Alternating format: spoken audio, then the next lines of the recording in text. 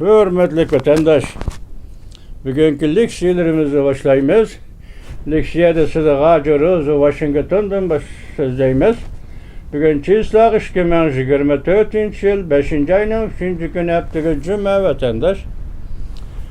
Şunu gün bir leksiya sözlesem sizlerge mesela Arabistan, Saudi Arabiya Padişahlık Devleti Amerika Koşmuş Ştatları oturusunda kelişim imzalandı degan leksiyani sözlegan edim.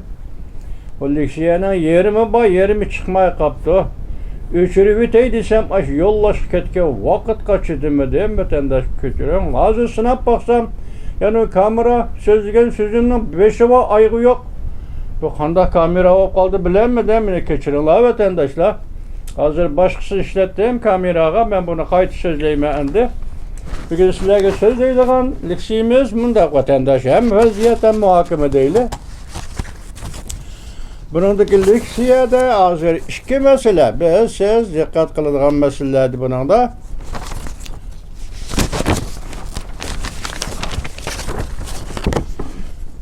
Cungo'nun tehdidi gün sayın ağırlaşıvatkan bir paytda.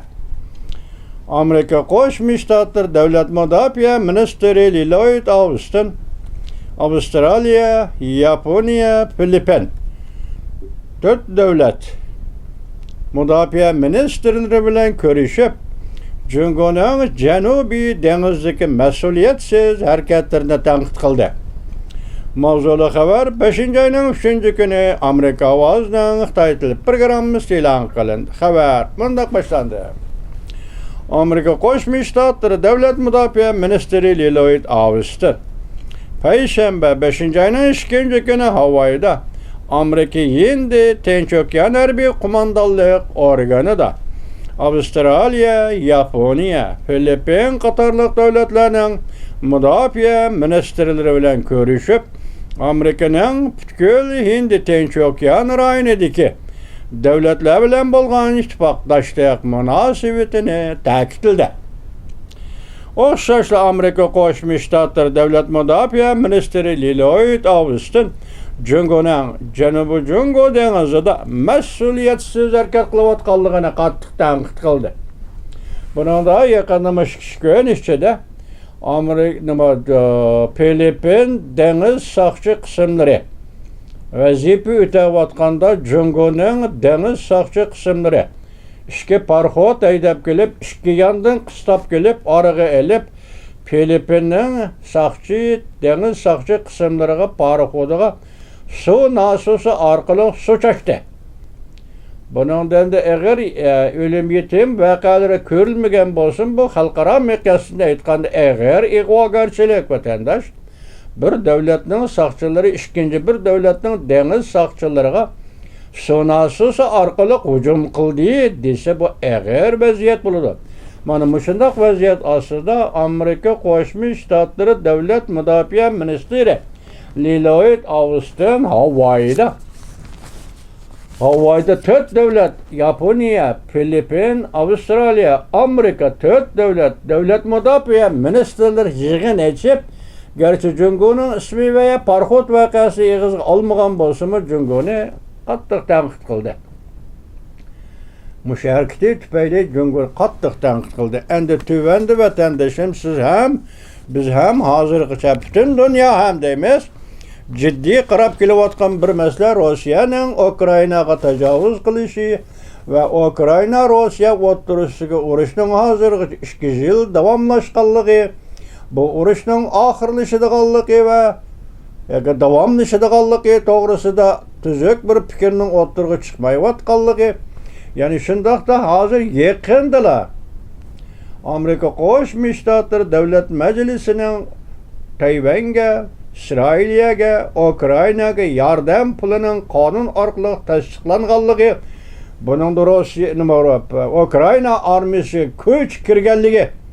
Mush narsani sizlarga so'zlab o'tgan edik, tuyuqsizlik o'tirg'i chiqib hozir arliqda bir eg'iz gapda 6 oyda Ukraina Rossiya qatnashgan ahvol ostida Shvetsiyada tinchlik suhbati, urush to'xtatish suhbati o'tkaziladi degan edi. Bugungi xabar qarasangiz Rossiya bu yig'in taklif qilinmaydi ekan. Biroq bu yerda g'ayri bir gapning o'ttirig'i chiqishi, ya'ni Ukraina armiyasi davlat mudofaa qarmog'idagi harbiy ishlar istixborot komitetining raisi bo'lgan Kibitskiy Vadim Kibitskiy boshqacha bir gap qildi vatandosh, buni bir diqqat qiling. Urushni oxirlashtirish uchun Ukraina istixborot xodimlari mundaq ko'rsatdi. Oxiri Rossiya bilan suhbatga o'ldirish kerak bo'ldi. Mavzuli xabar 5-oyning 3-kuni Amerika ovozining Xitoy til programmasi e'lon qilindi. Xabar mundaq boshlandi. Ukraina davlat mudofaa ministrligi harbiy ishlar istixborot idorasining boshlig'i Vadim Kibitskiy 5-oyning 2-kuni Angliya iqtisodshunoslar zo'rnida e'lon qilingan maxsus ziyoratda mundaq ko'rsatdi. Ukraina kelgisi ma'lum vaqt nuqtasida Rossiya bilan suhbatga o'ltirib, 2 yil davomlashgan bu urushni oxirlashtirishi lozim. Ko'rdingizmi? Ukraina armiyasi istixborot idorasining boshlig'i Vadim Kibitskiy iqtisodshunoslar jurnalida mundaq ko'rsatdi. Oxiri suhbat qilishga to'g'ri keladi. Bu xuddi har qanday urushning oqibatiga o'xshash. Bu deganlik urush maydonida bo'ladi, biroq urush oxirlashganda suhbat ustida oxirlashadi deganlik vatandosh. Shuning bilan Kibitskiy yana mundaq dedi. Iqtisodshunoslar jurnaliga mundaq yozdi. General-mayor Kibitskiy mundaq ko'rsatdi. Ukraina urush maydonida Ukraina o'z oldiga urushda g'alaba qila oladigan hech qanday chora yo'q. Bu gap og'ir gap bo'ldi vatandosh.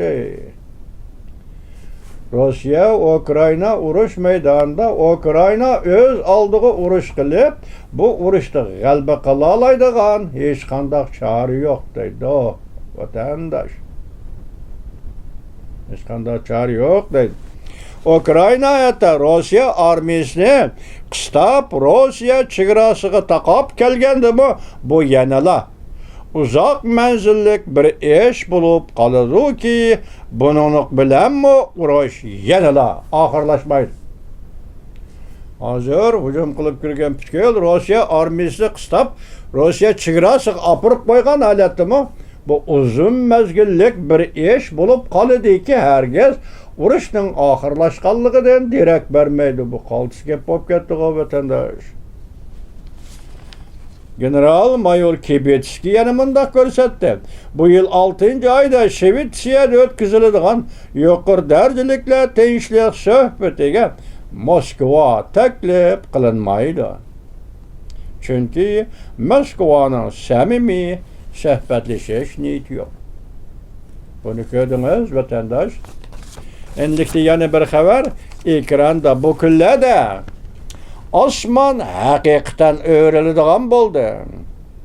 7-oydan boshlab davlatga qaytamiz deguchilar yoki chet elda o'qiyotgan va qilayotganlar jungoga berib qaytib kelib menda tuqqan yo'qlaymiz deguchilar. Diqqat qil. Asli mavzu bunda. Signal borgan sari xatarlik yetib kelmoqda. Yoki borgan sari xatarlik signal yetib kelmoqda.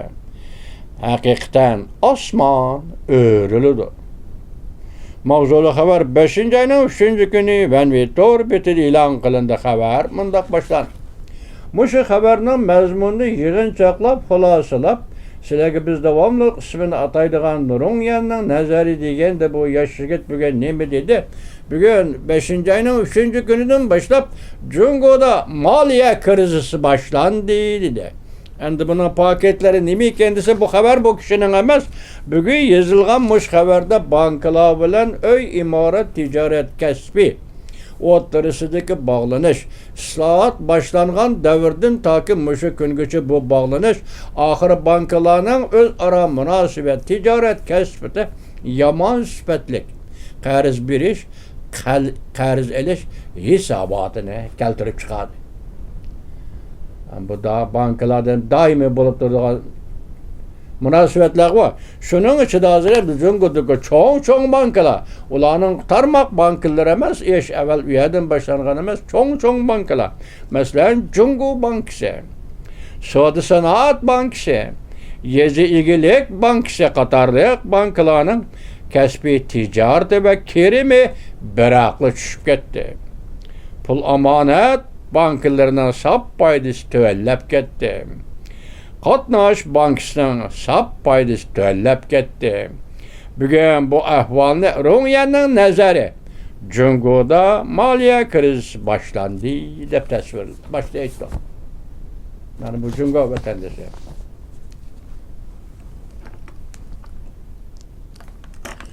Endi sizga so'zlaydigan ishkilikshimiz o'tganda dedim.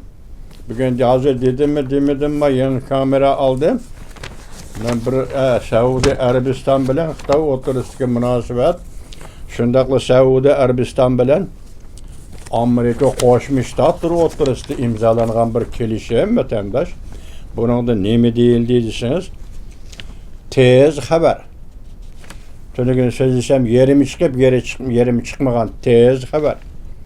Amerika Qo'shma Shtatlar bilan Saudiya Arabiston tarixiy xarakterli kelishim hosil qildi. Mavzuli xabar 5-oyning 1-kuni Fransiya xalqaro radiosida e'lon qilindi. Xabar bundoq boshlandi. Amerika Qo'shma Shtatlar bilan Saudiya Arabiston kelishim imzolab, İsrailiya bilan Hamasni yoki o'rtada urushni oxirlashtirishga rag'batlantirmoqchi bo'ldi. Yangi vaziyat, yuqorida Ukraina vaziyatini ko'rdingiz. Endi hozir Hamas bilan Isroiliya o'rtasidagi urush va O'rta Sharqning vaziyati yetib kelyapti. Demak, Saudiya Arabiston bilan Amerika Qo'shma Shtatlari kelishim imzolab, Isroiliya bilan Hamas o'rtasidagi urushni oxirlashtirishga rag'batlantirmoqchi bo'ldi. Hamda Saudiya Arabistonning ilg'or harbiy qurol-yaroqlarni qo'lga keltirishiga, demak, setib berishiga Amerika Qo'shma Shtatlari deyli, ilg'or qurol-yaroqlarni qo'lga keltirishiga Saudiya Arabistonning yo'l tuzlandi. Saudiya podshoh jamiyati Jungu texnikasining Saudiya Arabistonning sazgir qurilmalariga kirishini cheklashga qo'shildi. Alayshar. Endi ish bu yerdan boshlandi. Mushu munosabat Amerika Qo'shma Shtatlari bilan Saudiya Arabiston o'rtasida imzolangan kelishim. Mushu munosabat hozirgacha O'rta Sharqni kontrol qilib kelayotgan yoki O'rta Sharqni o'ziga biqinda davlatga aylantirib qo'yishga urinayotgan Jungu hukumatining birinchi qadami o'ngsizlikka uchradi. Biz o'tganda degan birinchi qadam nima? Masalan, Saudiya Arabistonning qurilish xarakterli qurilmalarga yoki asosiy qurilishlarga, qurilma nuqtalariga Jungu texnikasining kirishini cheklash. Alasharing deymiz-da vatandosh buni. Alasharing deymiz. Dal mushu g'alba, mushu diplomatik g'alba biz avval Amerika Qo'shma Shtatlarini tabriklasak, mesela O'rta Sharq vaziyatiga munosabat qildi. Biz ikkinchi bo'lib Saudiya Arabiya diplomatlarining mushu g'albini qo'lga keltirganligini tabriklaymiz. Saudiya diplomatlari, Allohning bandalari. Bu sizlar uchun g'alba. Amerika Qo'shma Shtatlarining O'rta Sharq siyosati uchun g'alba. Bu sizlar uchun ham Amerika Qo'shma Shtatlari bilan birlashib, Isroiliya bilan Hamas o'rtasidagi urushni oxirlashtirish uchun bir g'alba. Demak, bu yerda umumiy prinsip yoki umumiy vaziyatda aytsangiz, Jungu O'rta Sharqqa singib kirmoqchi. Bugun uning bu faoliyatlari, singib kirish faoliyatlari, muddao maqsadlari gumron bo'ldi bir jumlada.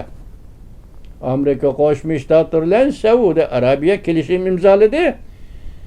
Saudiya Arabiya Junguning texnikasini Saudiya Arabiya kirishga chekladi. Mushu jumla bilan hozir O'rta Sharqning vaziyati butunlay o'zgarib ketdi desangiz bo'ladi vatandosh. Yo'l tuzlandi. Jungu texnikasining Saudiya Arabistonning sazgir qurilmalar kirishini cheklashga qo'shildi.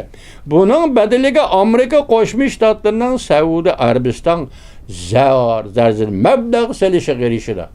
Demek bu yerda mablag' solish desangiz, hozir Amerika Qo'shma Shtatlari Saudiya Arabiston o'rtasidagi burungi koni munosabatlar. Yaqindan aytsak, masalan, September 11 9 oyning 11 kuni 2001 terroristlar Amerikaga hujum qilgandan boshlab buzilib ketgan Amerika Qo'shma Shtatlari bilan Saudiya Arabiyaning munosabati bugun tamom asliga keldi. Amerika Qo'shma Shtatlari Saudiya Arabistonga mablag' soldi. Amerika Qo'shma Shtatlari o'zining yordami orqali, masalan, Saudiya Arabistonga kerak bo'lgan el-aro ishlatadigan yadro turlari qurilishiga Amerika yordamlashdi. O'ylab boqing, Iron atrofda tahdid yadro qurollarini ishlash uchun Isroiliyaga va O'rta Sharqqa tahdid solayotgan mushu kunda hozir Amerika Qo'shma Shtatlari Saudiya Arabiston bilan birlashib, Saudiya Arabistonning yadro turlari, masalan, tadqiqot yoki boshqa shaklda mushundaq ishlarga yordamlashdi. Amerika Qo'shma Shtatlari Saudiya Arabiyaga mablag' soldi. Undan keyinchi Bloomberg xabar qilib 5-oyning 1-kuni mundaq ko'rsatdi. Ichki ahvoldan xabardor kishilarning so'zlaridan naql keltirib mundaq ko'rsatdi. Amerika Qo'shma Shtatlari bilan Saudiya Arabiston tarixiy xarakterlik kelishim imzolaydi. Saudiya Arabistonni bexatarlik kapolati bilan ta'minlaydi. Mana men dedim, vatandosh hozir siz dedingiz, biz dedik, mana keldi ish. Nima ish keldi? Avvalgi davrdagi Amerika Qo'shma Shtatlari bilan Saudiya Arabiston o'rtasiga an'anaviy, nayta qadimiy munosabatlar buga asli keltirdi. Nima deydi? Saudiya Arabistonni bexatarlik kapolati bilan ta'minlaydi. Amerika Qo'shma Shtatlari Saudiya Arabistonni bexatarlik kapolati bilan ta'minlaydi. Biroq munosabatlar Saudiya Arabiston bilan Amerika Qo'shma Shtatlarining munosabati dal mushundaq munosabat edi. Bugun bu munosabat asli keltirildi. Ochig'ini aytganda Amerika Qo'shma Shtatlarining O'rta Sharq bilan bo'lgan munosabati asli keltirildi. Vatandosh, endi O'rta Sharqning vaziyatida zo'r o'zgarish yuz berdi. Islom dunyosining vaziyatida zo'r o'zgarish yuz berdi. Bu Amerika bilan Arabiston o'rtasida munosabatning yaxshilanishi yana nimada mana qarab turing. Saudiya Arabistonni bexatarlik kapolati bilan ta'minlaydi. Hamda Saudiya Arabiston bilan Isroiliyaning diplomatik munosabat o'rnatishiga yo'l tuzlanadi. Şanınızma vatandaşım, 4 mesele İsrailiye, Saudiya Arabiston diplomatik münasebet o'rnatdi, yo'l tuzlanadi. Amerika Qo'shma Shtatlari Saudiya Arabistonga mablag' soladi. Amerika Qo'shma Shtatlari Saudiya Arabistonning yadro turlari bo'yicha ishlab chiqarishiga yordam qiladi. Amerika Qo'shma Shtatlari Saudiya Arabistonga mablag' soldi. Hozir dedim, kechiringlar, mablag' soladi. Shundaymi? Bexatarlik kapolati Amerika Qo'shma Shtatlari Saudiya Arabistonga bexatarlik kapolati berdi. Amerika Qo'shma Shtatlari bilan Saudiya Arabiston birlashib, O'rta Sharqda Isroiliya bilan Hamas o'rtasidagi urushni oxirlashtirishga rag'batlantirdi. Qanday? Hozir buni biz O'rta Sharqda yana tang'nuri, tinchlikning tang'nuri yetib keldi. Çünkü Saudiya Arabiston avval birinchi bo'lib Amerika Qo'shma Shtatlari bilan bo'lgan tarixiy munosabatlarni, an'anaviy munosabatlarni asli keltirdi. Bugun bu ikki davlat imzolaydigan kelishim tarixiy xarakterlik kelishim deb ataldi vatandosh. Tushundingizmi? Hozir bu yerda 5 turlik masala bor vatandosh. Katta gap. O'rta Sharq hozir Saudiya Arabiya hozir Jungo'ning texnikasining Saudiya Arabiyaga kirishini chekladi. Vatandoshim chekladi. Biz Uyg'urlar sizni qo'llaymiz Saudiya Arabiya. ve Suudi Arabistan diplomatlarının bu müşakkatlik diplomatiya faaliyetlerinde muşu galbini kolga keltirgenligini tebriklaymiz. Suudi Arabistan'ın diplomatları. Bu intayin zor galbe. Biz sizlerge Xitayning qandaq memleket, qandaq devlet, qandaq millet ekanligini so'zlab tushuntirolmaymiz. Bizga unda sharoitmi yo'q. So'zlab sizlarga tushuntiramiz. Xitoyning mustamlika tuzumida 75 yil yashagan Uyg'ur Xitoyning kim ekanligini 5 qo'ldek biladigan va Xitoy davlatining nima davlat ekanligini 5 qo'ldek biladigan mazlum millatlar.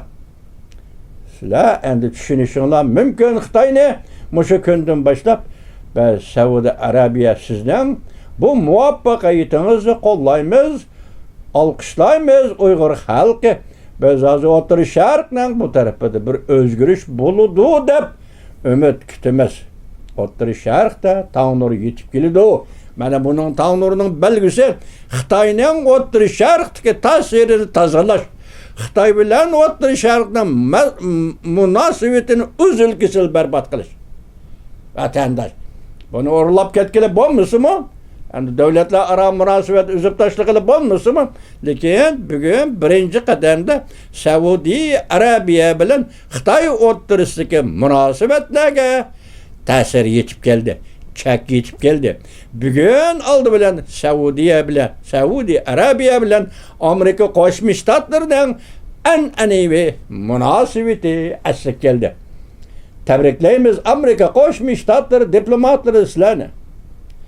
Tabriklaymiz Saudiya Arabiston bu davlatning diplomatlari sizlarni.